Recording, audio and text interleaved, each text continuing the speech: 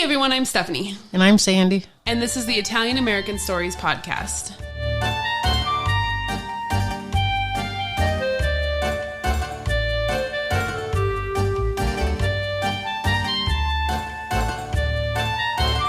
Okay, well, we are all through with the axe murder episodes, so I hope everybody enjoyed those.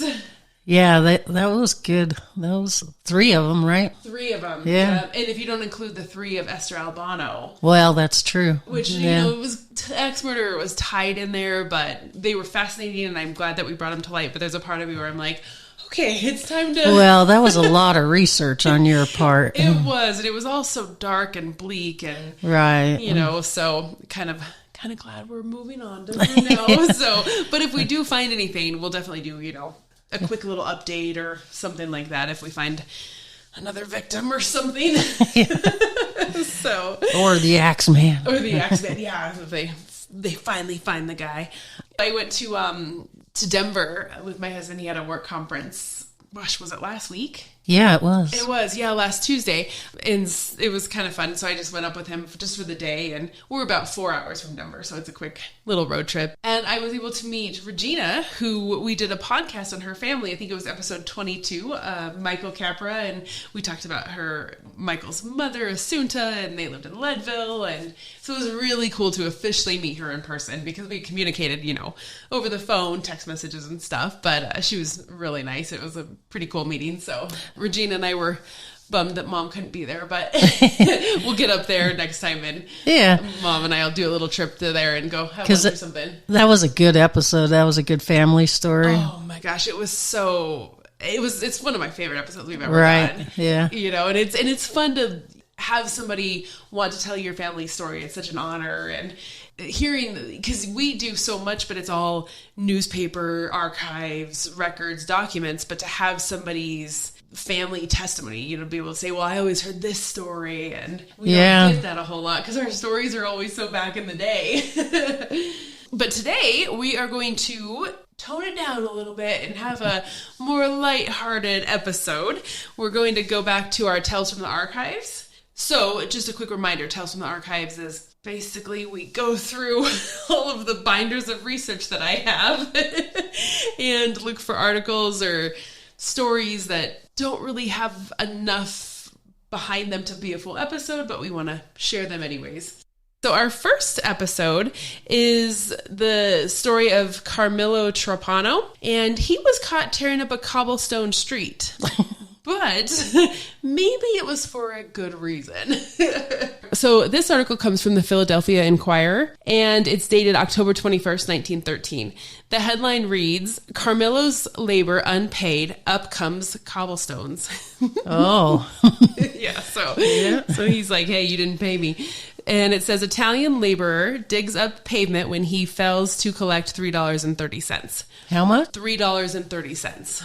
Oh, wow. So just for reference, $3.30 today is about $105. So. Oh, well, then I don't blame him. Yeah, that's a good chunk of money.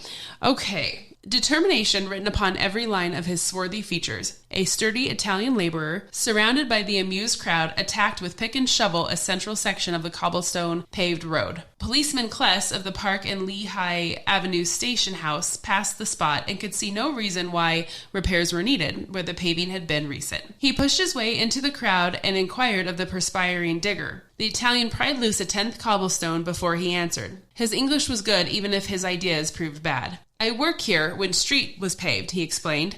Contractor owes me $3.30. I don't get paid, so I come back and dig up the work that I did. Come on, this won't do, said Kless. Crawl into your coat and blow a lawn. Oh, wow. I've never heard that saying before. Me either.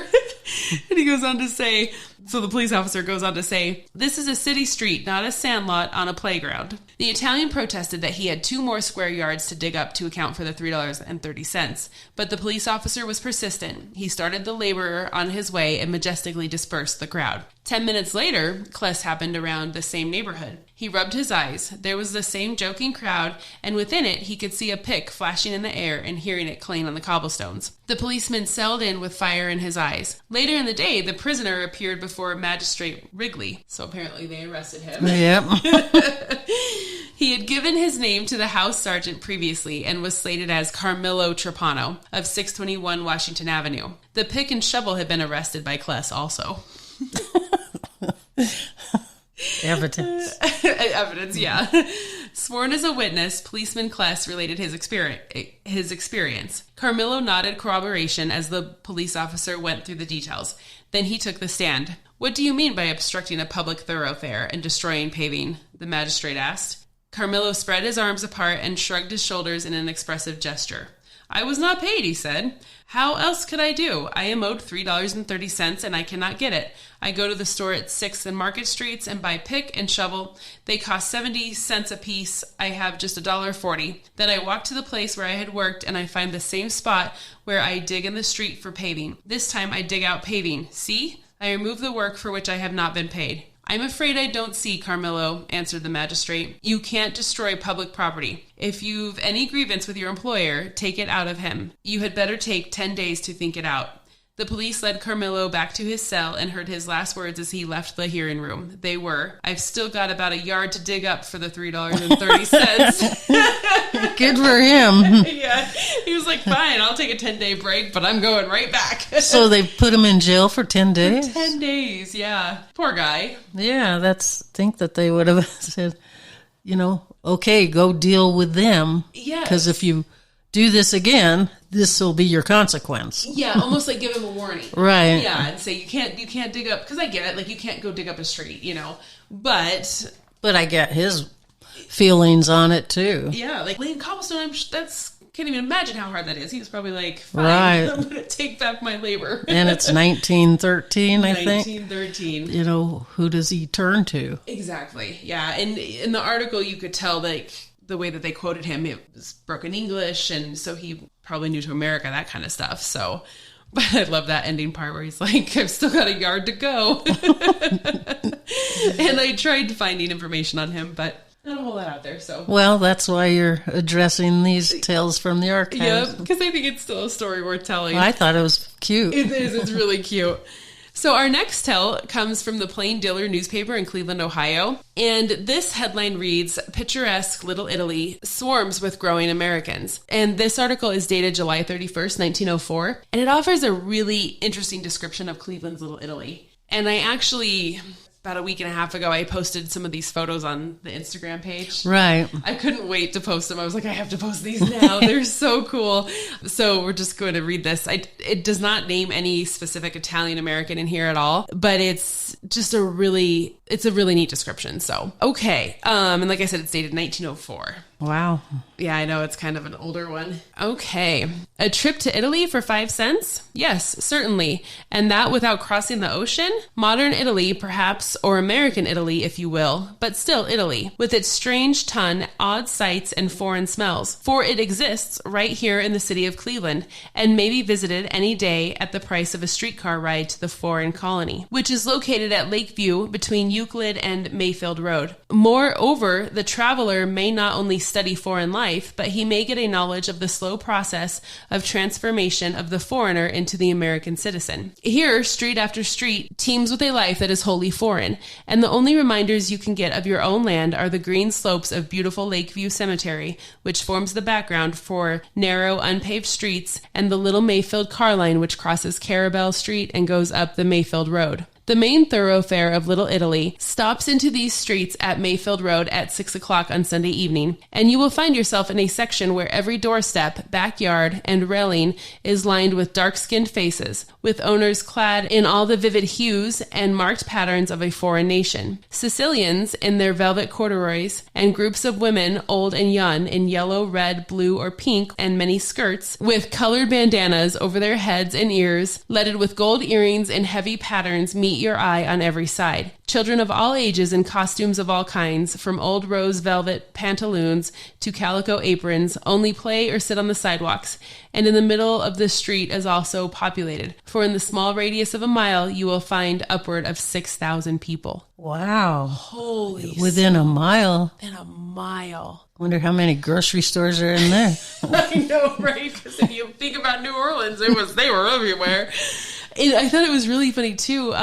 They described the kids' clothes as costumes. Yeah. Just because they were different, I suppose. Right.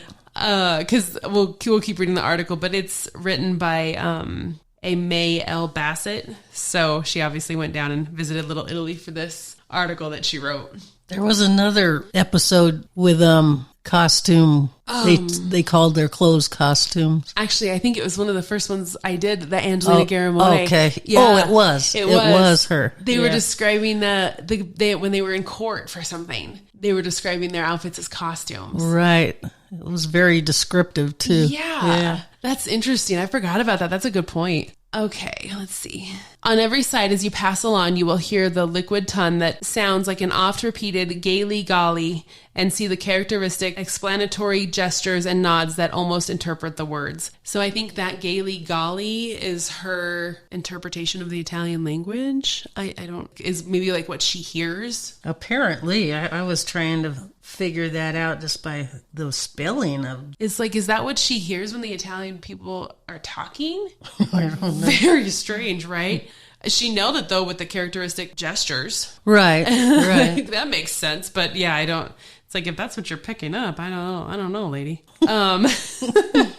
So she goes on to say, every doorstep and vine-covered backyard is swarming with men, women, and children, as many as 30, sometimes in one yard. A group of men sit Turk fashion on a porch, chattering over a game of cards. Another group, surrounded by interested wives and sweethearts, play cards at a table in the rear of a saloon while they drink great mugs of beer. Another dooryard has a raised and graveled plat in the rear, where 5 men are tossing balls in a game similar to our quoits. And quoits, do you know what that is? I don't know what quoits is, but I'm assuming they're talking about bocce ball. Yeah, exactly. And so quoits, from what I saw, is a traditional game which involves the throwing of metal rope or rubber rings over a set of distance, usually to land over or near a spike. So I think horseshoes. Oh, yeah. Yeah, but the picture, they're obviously playing bocce ball. I don't know what she was. Maybe that was the closest thing she could connect it to for the games that other people, other cultures played at that time. And I bet all the card playing was Scopa.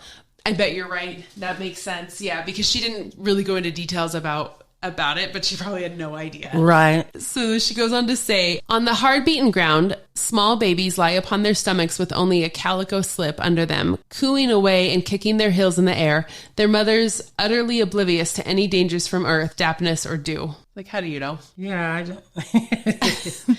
But she goes on to say, such happy children, racing, digging in the dirt, chasing the banana man. I have absolutely no idea what that is. And it's interesting because in the article, she puts banana man in quotes. So chasing the banana man, playing ball, carrying buckets of beer, or hanging on the fence. But happy, everyone happy, even to the little girl who is carrying the baby that is only 1/2 size smaller than she and a whole number wider.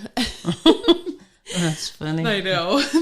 Where is her doll, you ask? Who ever saw a doll in Little Italy? Unless it was a stray one from the Alta House. And so I looked up Alta House.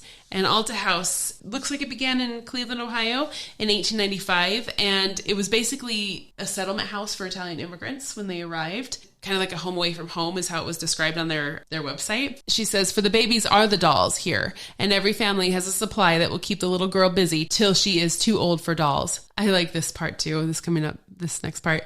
Here goes a woman with a jar on her head, a copper heirloom used to carry water in the little village of La Ripa del Mosano, from which she and 300 others have come. And beside her walks a man with the mysterious, knotted, ever-present bandana. I like that part with the copper pot, though. Yeah. I think that's kind of cool. So she talks about the bandana, and then she says, clannish? Of course they are. If you come from Ripa del Mosano, we'll chum with you. But if not, you'd better hunt up the fellows you did come over with from your native village. It makes me wonder, though, like, how does this lady know that? Yeah, she's saying that they don't communicate with the other Italians. If they didn't come from their village. Right. But there's 6,000 people living in this mile radius, so I don't know if I buy that one.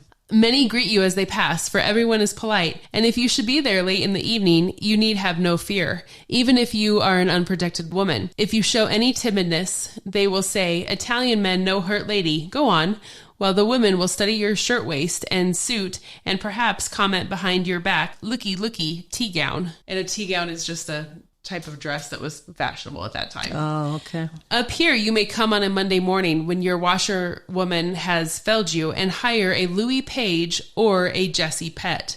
For there are dozens of either name, and when you have trained her into American ways, you will be proud of her. So Mom and I, we both looked into what a Louis Page and a Jessie Pett is. I even asked AI because I got so desperate. I'm like, what is this? I couldn't find much.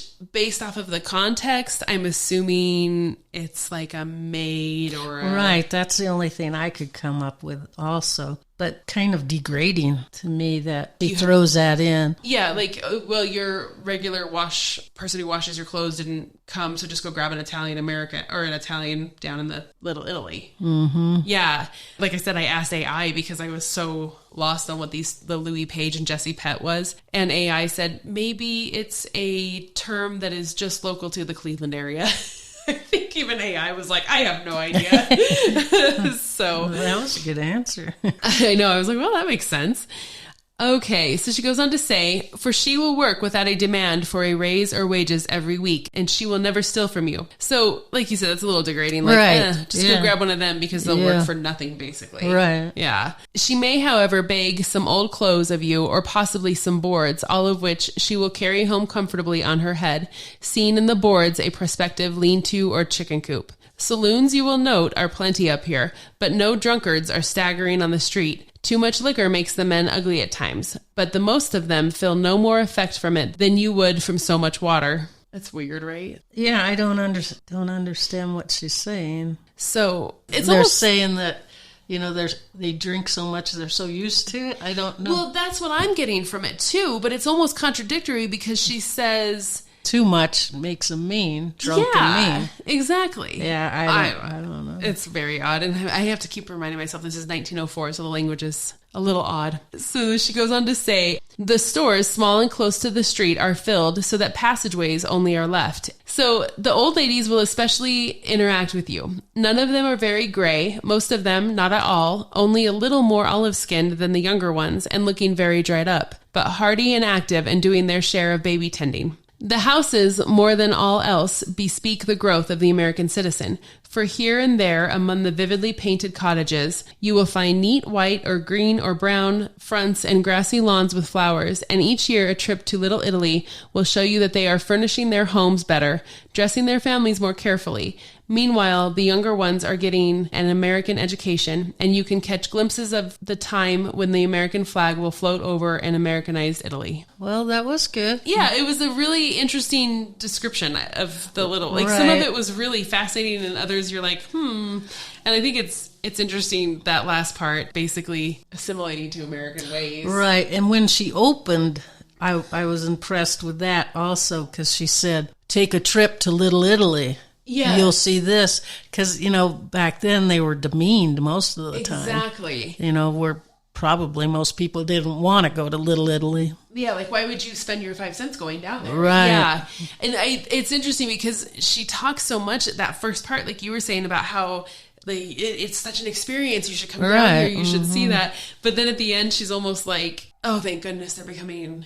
Like, they're letting that Italianness go and becoming more Americanized, which, you know, I get that there has to be a balance for sure, but it's just kind of funny because it's like, we don't want to let everything go. And she even appreciates that part of it. So, yeah, I just thought it was interesting. And I'll repost those pictures when I post everything for this episode, but they are up there right now. So the next article we have is from April 21st, 1893, and the article is about an Italian woman named Filomena Granatella who tried to trick her husband. Uh-oh. The headline reads, "The Italian child was a German." There's your surprise. A Neapolitan mother imposes upon a confiding husband. And so the article says, a successful attempt by an Italian woman to make her husband believe that she had given birth to a child was brought to light yesterday. Miss Filomena Granatella, the wife of a Neapolitan peddler living at number 240 Cherry Street, was sent to the charity hospital in December 1890, when she believed that she was about to become a mother. The surgeons at the hospital performed an operation for the removal of a tumor, and she recovered. Oh. Yeah. Wow. So she thought she was pregnant. She thought she was pregnant and then went to the hospital. So it goes on to say, she obtained permission to take home with her an infant. So it says, whose mother did not wish to be burdened with it. As the child evidently was of German parentage, the woman's husband recently became suspicious. So this child is about 3 years old now, because she went into the hospital in 1890 and had the tumor removed, but went home with an infant. And this article is written in 1893. So as this child gets older, the woman's husband recently became suspicious and demanded to be shown proof that the child was her own. She haunted the office of the health department, vainly trying to get a certificate of the infant's birth until an investigation led to the discovery by a reporter of the fraud which she had practiced. When an attempt was made to get a confession from her in the presence of her husband, however, she solemnly declared that the child was her own and the husband believed her. So, wow. And that's it. I couldn't find anything else on this, but how crazy is that? Yeah, I mean, that's a good way to deal with if the other mother did not want that baby. Exactly. So instead of going through all the adoption thing and stuff, she's just like, yeah, go grab that one. I guess. Exactly. Here, we got these 3 babies. Which one do you want? Because, she was probably devastated because she probably thought, I have a baby, and then she goes in and finds it wasn't a baby. So you're right. It's a good way to deal with it. But I'm sure, though, that her husband was probably like, this kid is not... She grabbed the wrong one. Yeah, exactly. But, it doesn't give her husband's name. Obviously doesn't give the child's name. And so I couldn't find much on her. But I think that she passed away in 1905 in a New York hospital. Couldn't quite verify that it was her. But other than that, there's nothing else on this family. So hopefully they lived pulled happily. It over. She did. Yeah, and hopefully they lived happily ever after. So our last tale from the archives is about a 14-year-old Italian boy who was adopted by Elsie Janis, and she was an American actress. The article I'm going to read is from the New York Daily Tribune, and it's dated July 2nd, 1919. It reads, 14-year-old veteran adopted by actress. Michael Carty, Italian orphan veteran of World War, is legally adopted. So let's just pause here for a second because it says 14-year-old veteran. So this is obviously World War I. Michael is a native born in Italy. And according to this article, he fought in the World War at 14. Wow. Yeah. So Michael Carty, a 14-year-old veteran of the World War who wears French and Italian war crosses for gallantry in action, arrived here as a stowaway 6 weeks ago and has now been adopted by Miss Elsie Janis and taken to her home at Tarrytown, New York. So wow, crazy, right? He was fought in the war.